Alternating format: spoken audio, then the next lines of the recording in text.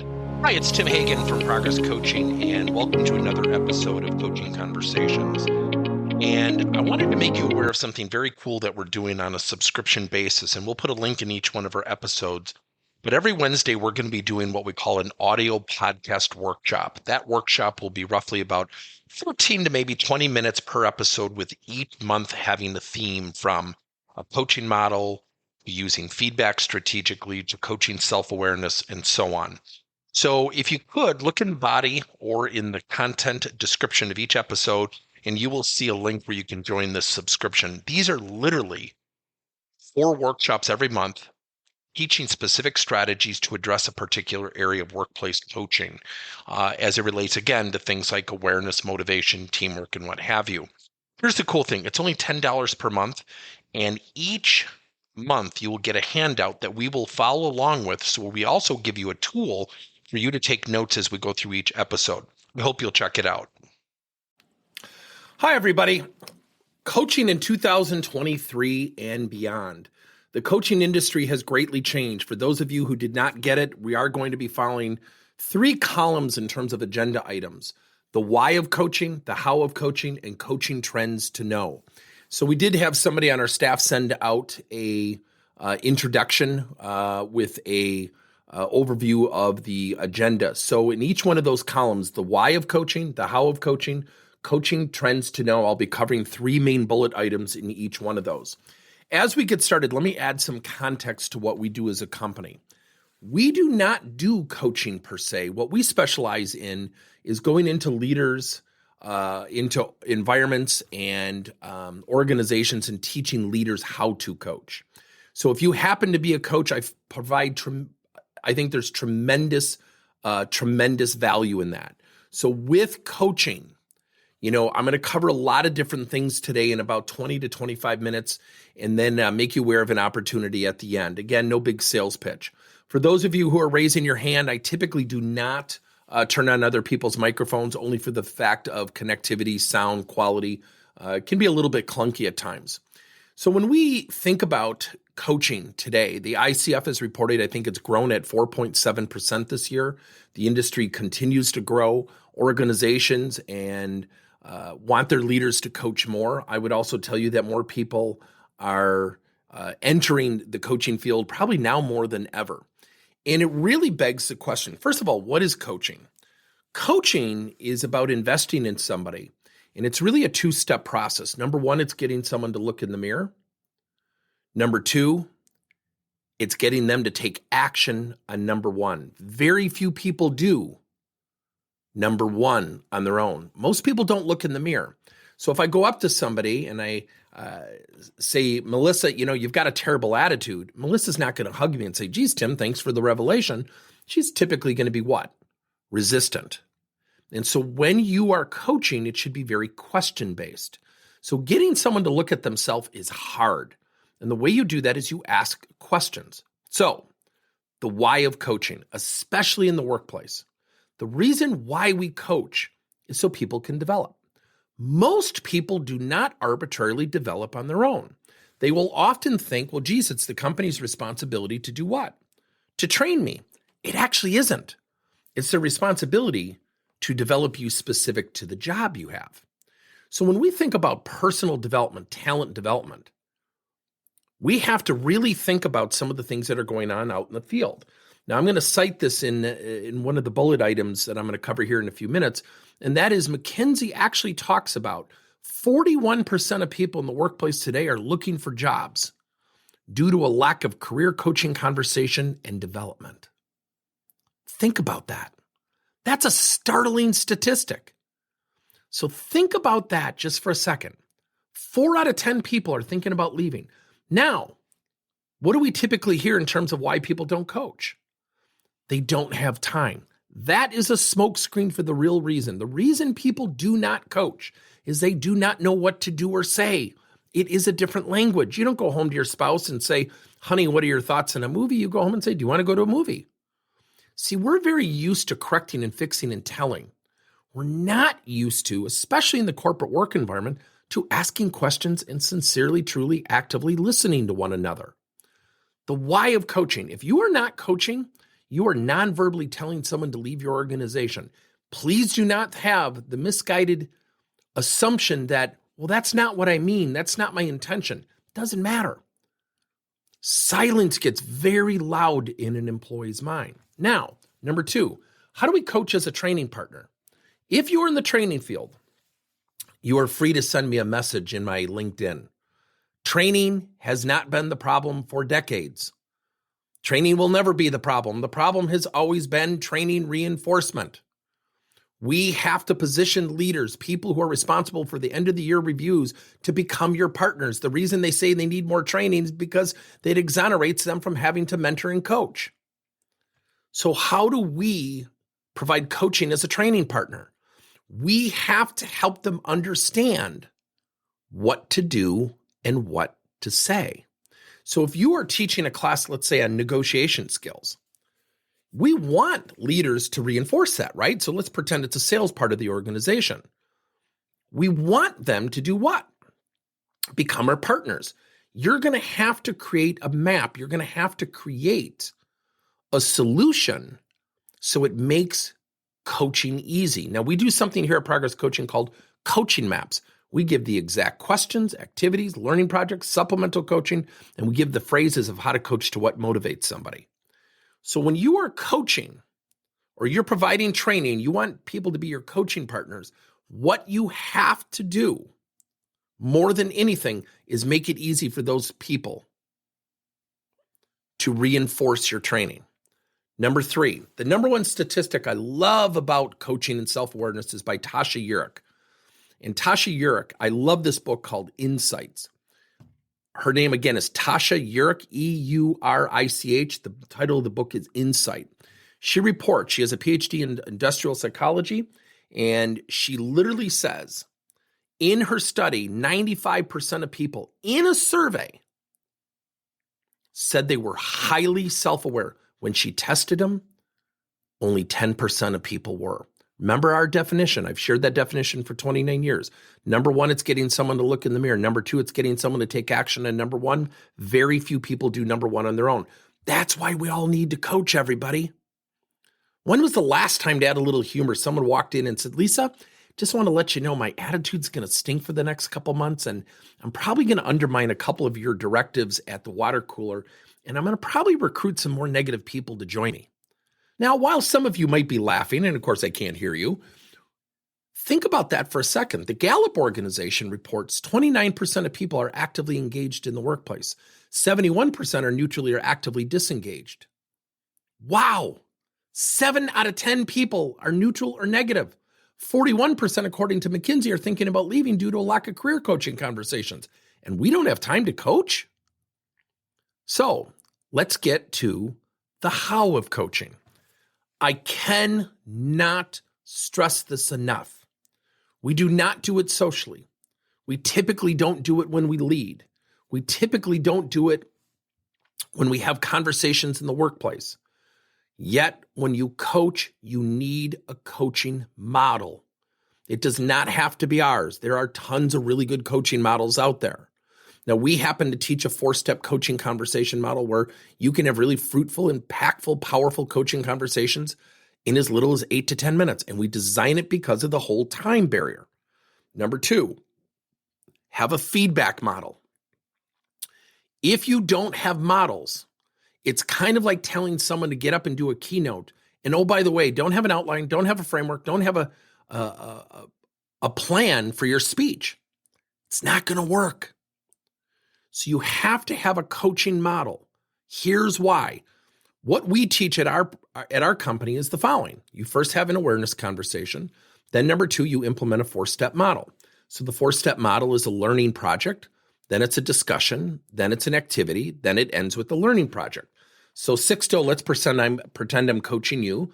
I might have an awareness conversation, and let's say you want to become a future leader.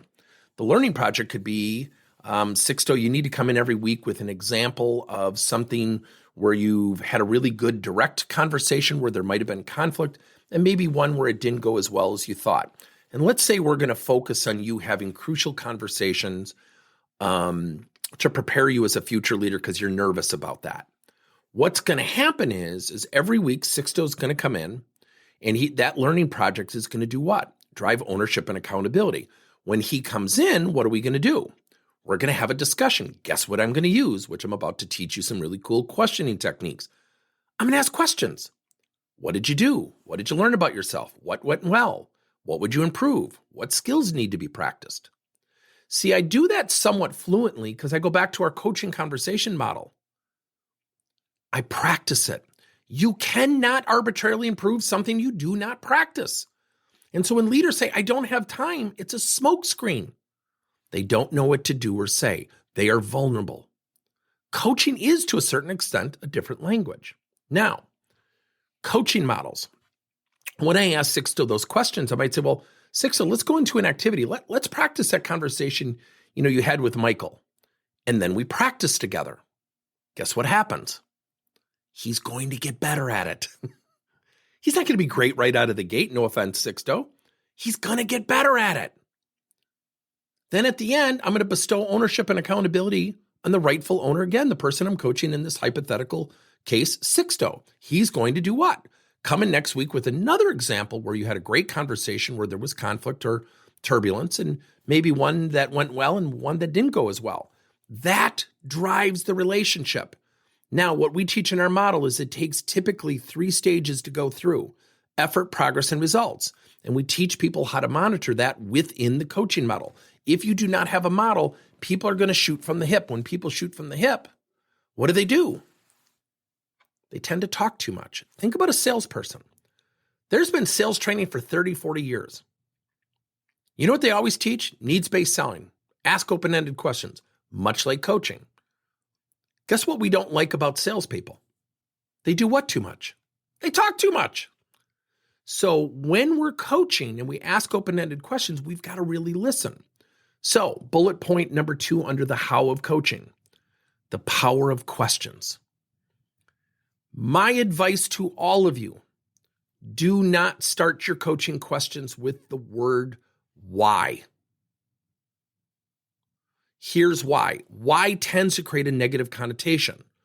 So when I'm coaching people and I say to George, George, why would you do it that way? I might make him feel unnecessarily, certainly not with intention, uncomfortable versus me saying, George, what were your thoughts when you made that decision? What do you think went well? And what do you think you could do to raise, the game as it relates to that issue? My advice is, number 1, always start questions with the word what. Number 2, what I'm about to teach you is a game changer. For those of you who have kids, it goes to coaching in the workplace as well. Yes, you leave your kids at home to go coach your kids at work. They exhibit sometimes the same behavior, sadly. When you tell your son or daughter, you got to study for that test next Tuesday, do they ever look at you and say, oh my gosh, Mom and Dad, that's right. Thanks for the revelation. And I bet you some of you are laughing right now. Now, with that being said, what if you were to say to your son or daughter, what are you going to do to successfully prepare for that test? And what could I do to help you? That's something that we teach called a self-actualized question. It's a what question plus a success imperative. So, Winder, what are you going to do to successfully get along with Lisa? George, what are you going to do to successfully help Tamara with their speech? What are you going to do, Rachel, to successfully engage with people from the other department? It uses a technique psychologists called framing. When you get that question, it's kind of tough to be negative, and it frames out their action. Number 2, think about a rating question. So let's say I'm coaching Cynthia. So I'm coaching Cynthia, and Cynthia's got to do a big presentation, and she needs to be really confident. Now, she does some great presentations, but this is a big presentation. She's nervous. And through a conversation, she has said, I'm kind of lacking a little confidence. The board of directors are going to be there, what have you. Now, I could ask a rating question, and I want you to hear this technique. I might say, well, Cynthia, on a scale of 1 to 6, always use an even number so they don't go in the middle. 1 to 6. 6, you're absolutely confident. You're thrilled to be doing this. There's nothing that's going to get in your way. Or 1, you still get a few butterflies and a little trepidation. Where would you rate yourself and why? Here's the funny thing, everybody. They always want to go in the middle. I don't know. I'm about a 3 or 4. Notice why I said even number, they always want to go in the middle. They still try to go in the middle because it's comfortable. Their answer is inconsequential to the technique of the question. Here's why. When Cynthia answers that way, I'm going to say, well, that's interesting. I had you at about a 3 or 4 too. What do we need to do specifically to move into the direction of a 6? And what would you like from me? What I just did, everybody, is I got her to invite me to do what? To participate in her development to do that presentation. So, self-actualized questions, what are you going to do to successfully? Rating question. On a scale of 1 to 6, you take their number and say, what do we need to do together to move congruently and strategically and specifically towards a 6? The next one is something called an opposite insertion question. So let's say I am getting coached by Craig. Craig, you're now my coach. And you just look at me and you just go, boy, Tim moves slow. I'm sure you don't get that impression from the way I talk. But he moves slow and he just doesn't have a lot of energy and he just seems so docile. And let's say as he's coaching me, he wants me to pick up my pace. What do we typically do, everybody? Honestly, we tell people, pick up your pace. You got to be more energetic. I will save you the suspense. Nobody gets up early in the morning and says to their significant other, spouse, I cannot wait to get into work because my boss tells me what to do all day long. So what you do is you insert the desired behavior in a what question. He could say, well, Tim, what are you going to do to energetically get back to them? What are you going to do to demonstrate from a perception standpoint a high degree of a sense of urgency? Again, it uses a framing technique.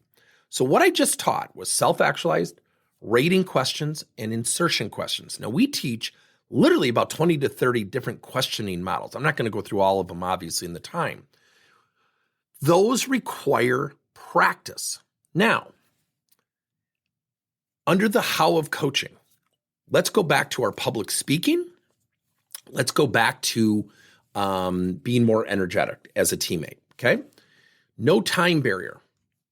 There is something that we teach called supplemental coaching. Supplemental coaching accelerates your direct coaching, yet it can also stand on its own. Supplemental coaching is something that you prescribe, almost like a doctor. So I might go back to Cynthia, who's got to do her presentation, and say, look, every week I want you to watch 2 TED Talks, and I want you to journal 2 things each presenter did that really demonstrated confidence, and then some actions you're going to take on your own that would really position you to do what? To adopt those techniques. Now, I can come back to the energetic teammate. Now, my coach, Craig, might say, well, Tim, I want you to read this book by Patrick Lencioni, The Ideal Team Player. And I want you to read the 3 types and what you're going to do from an action perspective. Just email me what you learned and what you're going to do to put those things into action. And how will I see that on a day-to-day basis? Those 2 ideas required no in-person time on the part of the coach, everybody. So going to column 3, going to my 3rd area, coaching trends to know, supplemental coaching. We have to supplement coaching. Time is a barrier. I'm not saying it's not a barrier, but then to have this global manic reaction, I don't have time to coach, is a mistake. I say this with no sales pitch intended. When people go through our program, they don't walk out and say, oh, geez, I'm pigeonholed. I've got to do it their way. People walk out saying, wow, there's a lot of creative ways to coach. If you are teaching coaching in your organization, do not just teach one-on-one coaching. So we teach about 8 to 10 different supplemental coaching strategies, from observe somebody and journal what they did, setting up peer-to-peer relationships for practice and teaching, self-directed coaching, reading a book and journaling what was put into action. We have so many combinations that you can use. Number 2, digital coaching. When you are coaching people, okay? When you are coaching people, you can use digital assets to coach. And it is such a cool thing to do. So one of the things that we do with clients, and we encourage them to do it on their own, is send out a story, send out a lesson, send out something in the news, and ask questions. So maybe it's a feel-good story or maybe a great teammate story. Have the video do the coaching and the teaching and then ask a question. What are two things you could do to put into action that would kind of resemble what was done in this video? I'll share a great story with you. We actually played a 2-minute video at one of our client sites. Actually, my client did it. He got it from one of our sessions, but did it with 2 teams in Discord. He had 2 teams that were really silos, and he played a 2-minute video of a young kid who is a Down syndrome basketball manager who got put in a game and scored a 3-point shot. And he played it, and both groups are looking at him like, why are we watching this? And he goes, do we really have it that bad, everybody? Do we really have it that bad? And he got up and walked out of the room. I did not teach him to do that. And what was so amazing about it is that everybody started to work more congruently, more cooperatively together. Because the video did the perspective, it did the training, it did the education. And then he asked a question. And he had a little bit of a dramatic theatrical effect of getting up and walking out. He said, till this day, they have found ways to work together. That perspective was like a punch in the stomach. Digital, video, lessons, stories. Now, this leads us into our last topic in column 3, and that is self-serve coaching. I'm going to share this with you. If you have people, and you do, I promise you, you do. If you have people who do not have self-awareness, you will struggle with training, with the acceptance of feedback, the acceptance of mentoring, and coaching. You just will. If you have someone who is highly resistant, they are going to need to re-engineer their minds and practice not being highly resistant. Self-serve coaching is really about people coaching themselves. Now, last night I had a gentleman at one of our manufacturing clients say to me, I have been negative for years. And he said, I went through this EQI. We do some emotional intelligence coaching. And he said, it completely changed because you know what? The company's not in charge of me. I'm in charge of me. Now, this guy was pretty cynical and negative. Yet last night he had tears in his eyes. And I don't say that for dramatic or effect. I was a little bit surprised. And what he was basically saying was, I have to serve myself. I have to watch things. I have to read things. I have to take my career to the next level. So what's really cool about this, everybody, is that coaching in 2023, here's what's coming. People are going to have to learn how to receive coaching. They're going to have to learn how to serve themselves and coach themselves. When you have time as a barrier, implement things like supplemental or digital coaching. And then if you master the power of questions, the questions can be done in your direct coaching, or they can be done in conjunction with your digital coaching, your self-serve coaching, or your supplemental coaching. So again, going back to the number one statistic, and that is 95% of people say they're highly self-aware when only 10% really are. Think about that, everybody. Think about that. That is a startling statistic. 9 out of 10 people basically are fooling themselves. So what we have to do is look at these opportunities, coaching in 2023, and really being aware of what we need to do creatively to drive coaching, whether it be with our clients, whether it be with our internal individual contributors.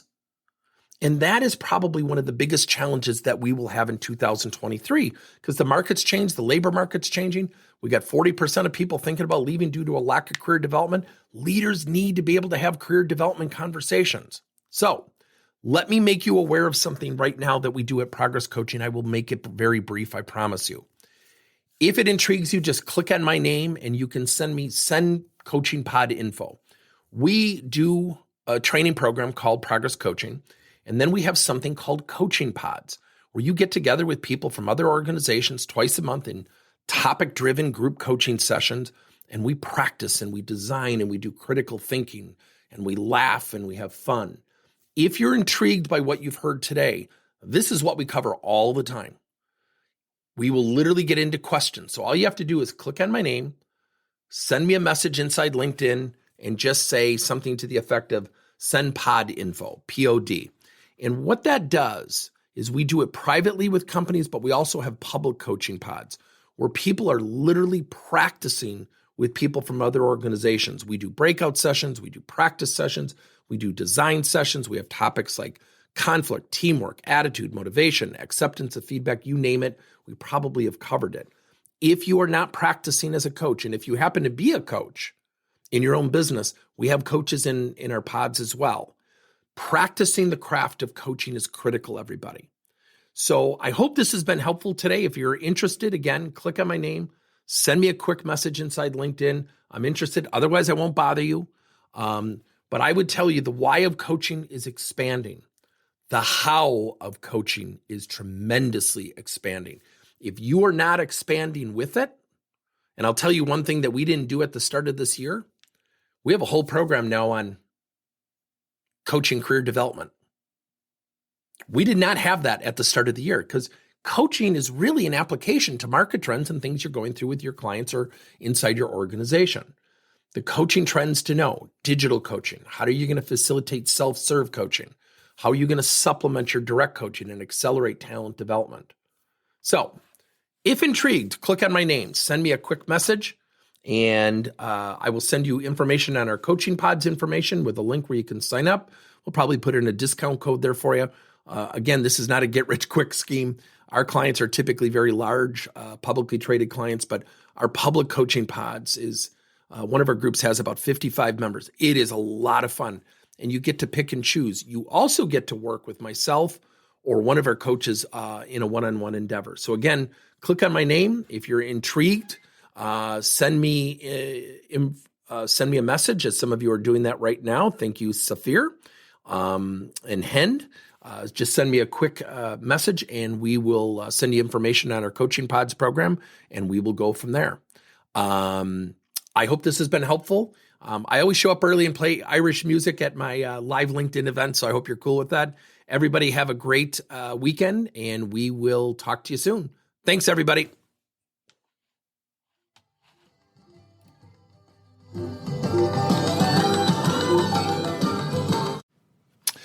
Thank you for listening to another episode of Coaching Conversations by Tim Hagen and Progress Coaching. Now, our company is always coming out with new and innovative solutions to help leaders coach their employees. And recently, we just created a new service called Coach to You, where leaders can pick and choose topics and assign 7 to 21-day programs for employees to learn and, more importantly, apply actions and then reflect and share what they're going to do going forward as a result of the learning. It's called Coach to You. We're literally bringing coaching to your employees. If you're intrigued, we'll have a link in each one of our episodes where you can get more information. And again, thank you so much for listening to another episode.